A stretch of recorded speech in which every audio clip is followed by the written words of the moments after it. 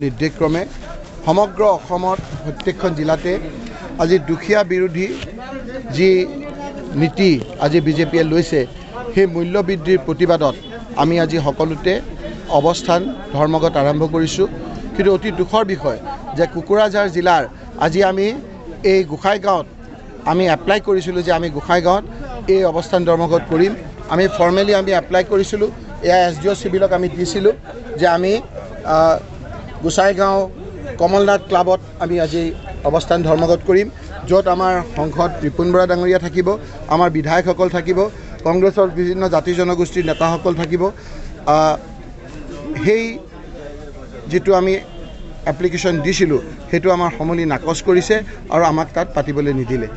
আৰু আজি সেইকাৰণে আমি আজি এখন পত্ৰ যোগে আমি আজি চিফ ইলেক্ট্ৰেল অফিচাৰ আমি কমপ্লেইন দিছোঁ যে এই প্ৰশাসন পুলিচ প্ৰশাসন আৰু চিভিল এডমিনিষ্ট্ৰেশ্যন আৰু পুলিচ এডমিনিষ্ট্ৰেশ্যন যাতে নিৰপেক্ষ হৈ থাকে। আমি এইটো আমি তেওঁলৈ পঠিয়াইছোঁ ইমেইল যোগেদি, আৰু এতিয়া আমি নিজ হাতেৰে গৈ ৰিপুণ বৰা ডাঙৰীয়াৰ নেতৃত্বত আমি SDO চিভিল গোসাইগাঁৱত এই পত্ৰখন আমি হাতে হাতে দিম। আজি আমি আপোনালোকে দেখিছে যে ৰাইজ আজি জুৰুলা হৈছে, পেটৰ ভোকত কলমলা হৈছে বিভিন্ন বয় বস্তুৰ দাম বৃদ্ধি হোৱাৰ কাৰণে। আজি আপোনালোকে দেখিছে যে এনেই কৰোণা মহামাৰীত মানুহ অতিষ্ঠ হৈছে, মানুহৰ হাতত টকা পইচা নাই, বস্তু কিনিবলৈ মানুহৰ হাতত পইচা নাই। এই সময়খিনিত মানুহৰ পেট্ৰলৰ দাম 100 টকা কৰিছে, ডিজেলৰ দাম 100 টকা চুঁ। আজি আপোনালোকে দেখিছে যে মিঠাতেলৰ দাম যি 70 টকা আছিল সেই মিঠাতেলৰ দাম আজি 225 টকা আজি হৈছে। আজি আপোনালোকে দেখিছে গেছৰ দাম 450 থাকোঁতে তেওঁলোকে আধা কৰি দিম বুলি চৰকাৰ কৰিলে, ৰাইজক প্ৰতিশ্ৰুতি দিলে, আৰু আজি গেছৰ দাম 1000 টকালৈ বৃদ্ধি পালে। গতিকে এইবোৰী সমস্যাই মানুহক আগুৰি ধৰিছে।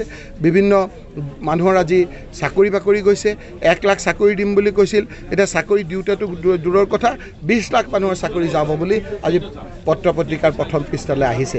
সেইকাৰণে আজি আমি এই গোসাইগাঁৱৰ জৰিয়তে এই উপনিৰ্বাচনৰ ক্ষেত্ৰতো আমি ৰাইজে সিদ্ধান্ত লৈছে যে আজি আদিবাসী লোকজনক আমি এজন প্ৰাৰ্থী দিছোঁ। সেই আদিবাসী লোকজনৰ আজি সকলোৱে আজি একদম সহজ সৰল লোক, তেওঁ সকলোৰে প্ৰিয়। সেইকাৰণে আজি আপোনালোকে দেখিছে বড়ো ভাইসকলে কথা কওক, আজি সংখ্যালঘু লোকসকলে কথা কওক, আদিবাসী লোকসকলে কথা কওক, ভাষিক সংখ্যালঘুসকলৰ কথা কওক, সকলো শ্ৰেণীৰ ৰাইজ আজি ওলাই আহিছে। ওলাই আহি জুৱেল টুডু ডাঙৰীয়াৰ জৰিয়তে তেওঁলোকৰ এই পেটৰ ভোকৰ যিটো বেদনা সেইটো সাব্যস্ত কৰিবলৈ 30 তাৰিখে হাতৰ চিনত ভোট দিয়াৰ কাৰণে সংকল্প লৈছে।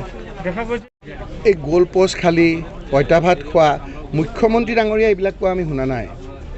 মুখ্যমন্ত্ৰীৰ নিচিনা এটা পদত অধিষ্ঠিত হোৱাৰ পাছত এনেধৰণৰ তৰল, এনেধৰণৰ আপোনাৰ বেড টেষ্টেড কুৰুচি সম্পন্ন কথা বতৰাবিলাকৰ আমি উত্তৰ নিদিওঁ। তেওঁ পিতাহী মাৰি ক'ব লাগিছিল যে ৰকিবুল হুছেইনে, ভূপেন বৰাই, দেৱব্ৰত শইকীয়াই, ৰিপুণ বৰাই মিছা কথা কৈছে, আমি তেলৰ দাম বৃদ্ধি কৰা নাই, সেইটোহে বৰমতা আছিল। পেট্ৰলৰ দাম 100 টকা কৰিছে বুলি কৈছে, মিছা কথা। মোৰ বাহাদুৰি আছে, মই পেট্ৰলৰ দাম কমাই দিম, সেইটোহে।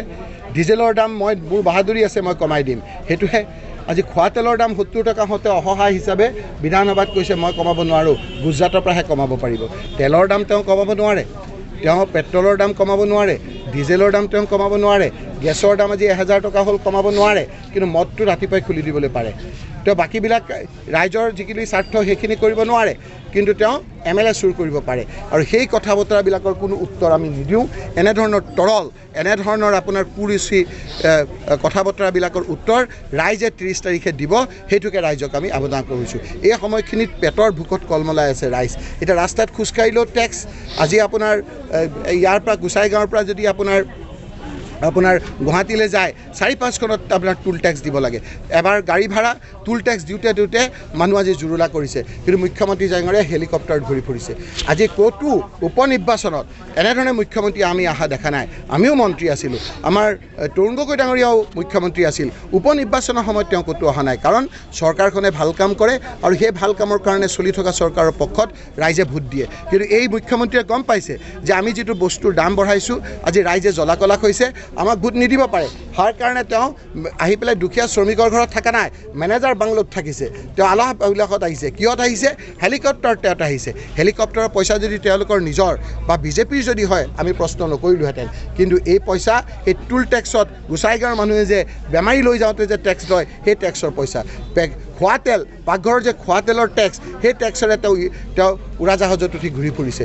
আজি আপোনালোকে দেখিছে যে তেওঁ আজি যিবিলাক টেক্স পেট্ৰলৰ দ্বাৰা এই যে ছোৱালীবিলাকে যে আজি স্কুটি তেল ভৰায় সেই তেলৰ টেক্স লগাই তেওঁ আকাশত উপঙি ঘূৰি ফুৰিছে উৰি ঘূৰি ফুৰিছে তাৰ প্ৰতিবাদত সকলো শ্ৰেণীৰ ৰাইজে এইবাৰ কংগ্ৰেছৰ প্ৰাৰ্থীক ভোট দিব সেই কথাটো আজি থিৰাং কৰিছে কাৰণ আজি আপোনালোকে চাওক আজি বড়ো ভাইসকলৰ মাজতো তেওঁলোকে কাজিয়া লগাইছে আজি ভূপেন আজি আমাৰ বৰাই কোৱাৰ দৰে আজি আপোনালোকে দেখিছে প্ৰমোদ বড়োৰ লগত আপোনাৰ গ্ৰাম্য মহিলাৰী কাজিয়া বড়ো জাতিকো তেওঁ দুভাগ তিনিভাগ কৰিছে বিভিন্ন জাতি জনগোষ্ঠীক তেওঁ ঠগাইছে ইফালে আপোনালোকে দেখিছে এই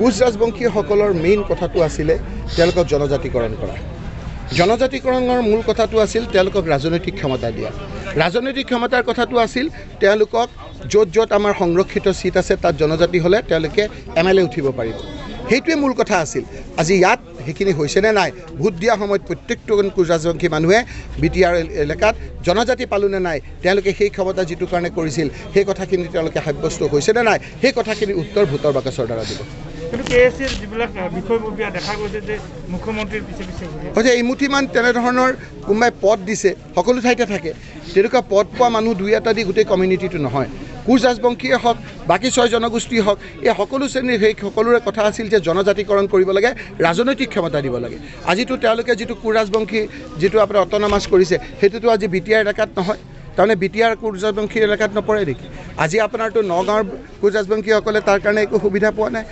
তেওঁলোকে ছেটেলাইট ছিষ্টেমতো ইয়াত কৰা নাই তাৰমানে BTRৰ যিটো তেওঁৰ দাবী সেই দাবীটো তেওঁ কোচ ৰাজবংশীসকলক নকৰিলে আৰু সেইকাৰণে এমুঠিমান কোচ ৰাজবংশী লোকক এনেদৰে কৰাৰ ফলত বেছিভাগ কোচ ৰাজবংশী মানুহে এই কথাটো ভাল পোৱা নাই